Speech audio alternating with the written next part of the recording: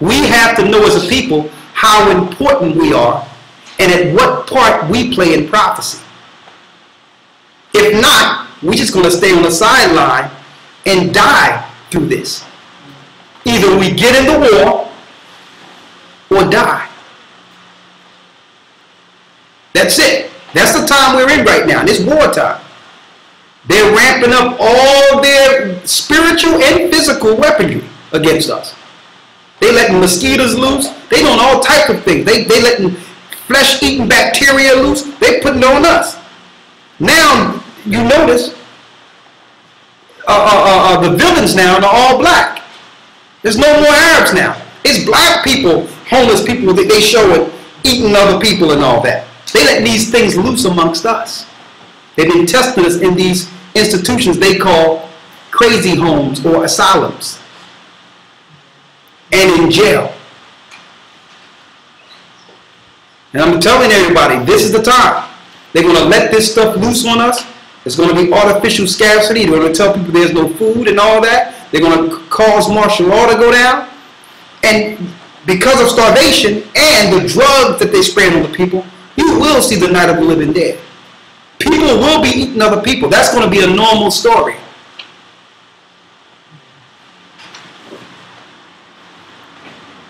Very soon.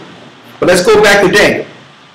Daniel chapter 12, verse 4. Go ahead. But thou, O Daniel, shut up the words and seal the book, even to the time of the end. Go ahead. Many shall run to and fro, and knowledge shall be increased. And knowledge shall be increased. Go ahead. Verse 5. Then I, Daniel, looked, and behold, there stood other two, the one on this side of the bank of the river, and the other on that side of the bank of the river. Let's go ahead. Verse 6. I need you to go straight down where it says the daily sacrifice shall be taken away. Verse 11. And from the time that the daily sacrifice shall be taken away, and the abomination that maketh desolate set up. So this is showing that when our people fall, our practices will be taken away, and desolation or something evil under Satan will be set up in its place. Right?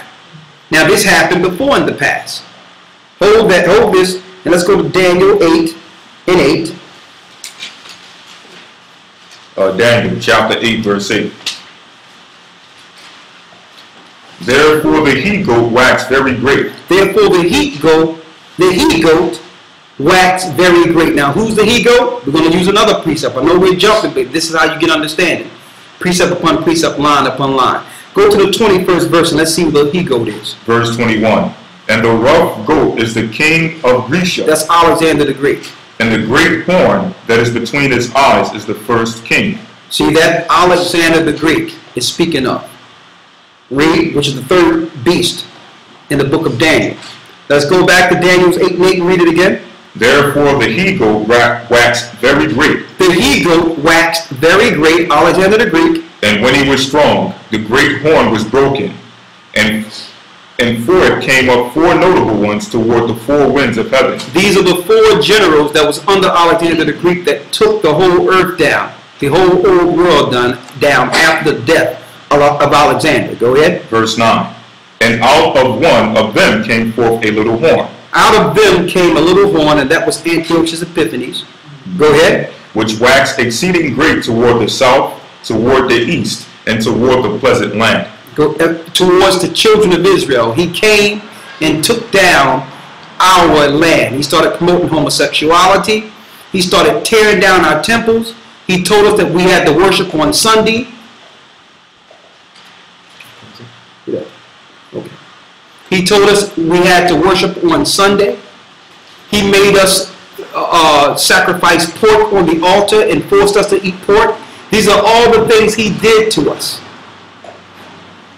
And he set up a system, a monetary system, in which we had to go through his system instead of us dealing with a socialist program amongst ourselves. We were subject to him, into the Grecian Empire, opposed to our empire. Read. Verse 9. And out of one of them came forth a little horn, which waxed exceeding great toward the south and toward the east, and toward the pleasant land. Toward the present land, which is our land. Read. Verse 10. And it waxed great, even to the host of heaven, and cast down some of the host. Even to the host of heaven, and cast down some of the hosts. What is this showing? Under Antiochus Epiphanes and under the Grecian powers, Satan gave them their power. There was rituals they were doing that would make angels fall into the heaven, into the earthly realm. And these angels would have to minister unto them to keep them in power. These were rituals that are done. So the elite get their education and everything from these fallen angels. They get their technology from these angels. And Satan gave them the knowledge to call them down into the earthly realm. So when you see meteors fall and all that, it's not meteors, it's fallen angels. Now, how did Satan know how to do this? He did it before the flood. He did it before the flood in Genesis, the 6th chapter, when the women came down and slept with men. So what they do, they promote promiscuity and promote evil things that entice spirits to come down into the earth. So it happened again after Alexander. This is how the Romans became so great. Read. Verse 11. Yea, he magnified himself even to the Prince of Hosts, and by him the daily sacrifice was taken away. And by him the daily sacrifice was taken away. So this is deeper than just people. We're talking about alien powers. Angels coming down to help them take us down. This is how they took our land. It's spiritual. Like I said before, we wrestle not with flesh and blood. So the daily sacrifice was taken away. What daily sacrifice? The normal sacrifice is how we were reading in the earlier law on what to sacrifice for an atonement. And pray our food to our God. And do certain practices that none of you even know about right now. They took that away from us. And they're going to do it again on a higher level. Read.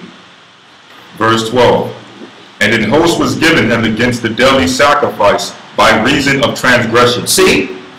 The angel, which was a host, was given to him to take our temple down by what?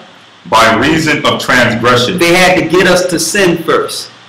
They had to get us to turn against our God first. So a spirit taught them what to show us, so that it can demoralize the children of Israel and allow the other nations to take us down. So by this, the other nations knew this. So they set up institutions like churches to tell you it's okay to do whatever you want.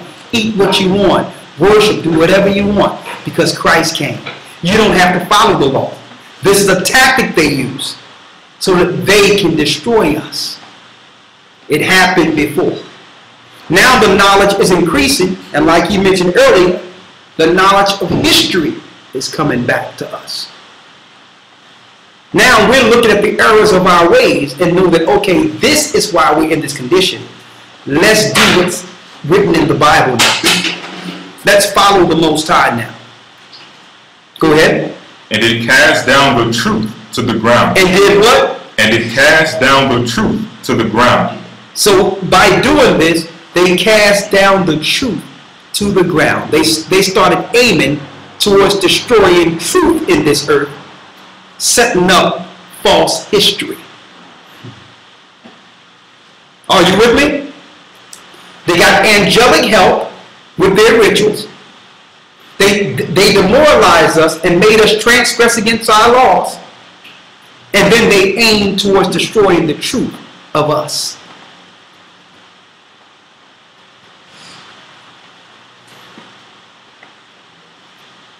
Go ahead. And it practiced and prospered. Verse 13. Then I heard one saint speaking, and another saint said unto that certain saint which spake, How long shall the vision be? How long shall this be? Go. How long shall be the vision concerning the daily sacrifice and the transgression of desolation, to give both the sanctuary and the host to be trodden underfoot? And he so said, how long before they're destroyed? The host that fell, Satan, his host, and all these people who have destroyed us and gave us a time period. Read. Verse 14. And he said unto me, unto 2,300 days, then shall the sanctuary be cleansed. And it came to pass when I, even I, Daniel, had seen the vision, and sought for the meaning, then behold, there stood before me as the appearance of a man. Verse 16. And I heard a man's voice between the banks of Uliah. So, to give you a time period, it was speaking of Christ having to come and be a sacrifice. That was the time period it was given him. That he would go before the heavenly tabernacle and cleanse the heavenly sanctuary for our sins. That was the time period it was given him at that time. That Christ would need to come. So that those days of Jubilees is linking up to the time that Christ went into Calvary. That the sanctuary would need to be cleansed first. And through that, one day truth would come. Go ahead. Verse 16. And I heard a man's voice between the banks of Uliah, which called and said, Gabriel, make this man to understand the vision. Verse 17. So he came near where I stood, and when he came, I was afraid and fell upon my face. You were 8 and what? 8 and 17. Go ahead. So he came near where I stood, and when he came, I was afraid and fell upon my face. But he said unto me, understand, O son of man, for at the time of the end shall be the vision. Verse 18. Now as he was speaking with me, I was in a deep sleep, on my face toward the ground, but he touched me and set me upright. Verse 19. And he said, behold, I will make thee know which shall be in the last end of the indignation, for at the time appointed the end shall be. Verse 20. The ram which thou sawest having 2 horns are the kings of Media and Persia. Now Media and Persia is modern day what? Who? Iran. There you go. Read. Verse 21. And the rough goat is the king of Grecia. And that's who? And the rough goat is the king of Grecia. Who's that? Who's that? Who's the king of Grecia? Alexander, like we mentioned earlier. Go ahead.